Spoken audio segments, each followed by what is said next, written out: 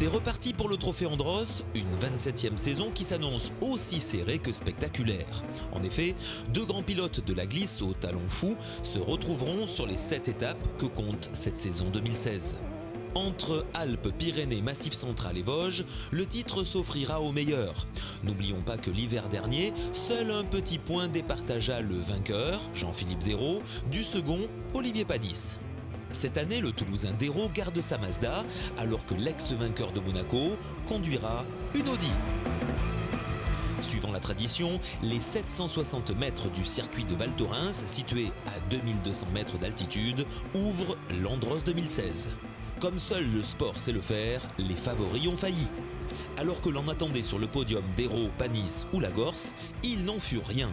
Les outsiders montrent déjà le bout de leur capot. Bien décidés à prouver qu'il faudrait plus que jamais compter avec eux. Au final, Jean-Baptiste Dubourg et Benjamin Rivière trustent les 2 premières places de la course 1.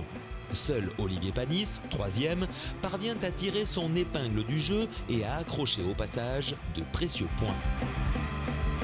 À noter les prestations encourageantes de Tambay, Dubourg et Pernot qui suivent dans cet ordre. Victimes de problèmes moteurs, Lagorce et Dérault doivent se contenter respectivement des 9e et 12e places. Déjà une manche joker de grillé pour les 2 hommes forts. La bonne nouvelle, c'est qu'ils auront l'esprit revanchard dès le lendemain, lors de la course 2. Les jours se suivent et se ressemblent pour le vainqueur 2015.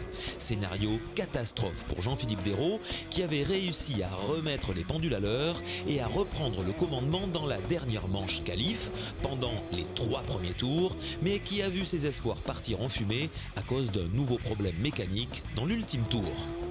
Retour en force de Franck Lagorce, au volant de la Dacia Logi, il remporte la course 2. Quant à Dubourg, vainqueur la veille, mais handicapé par le lest embarqué, il laisse les avant-postes à son frère Andrea, qui monte sur la 2e marche du podium, alors que Benjamin Rivière confirme et joue une nouvelle fois placé en décrochant la 3e place.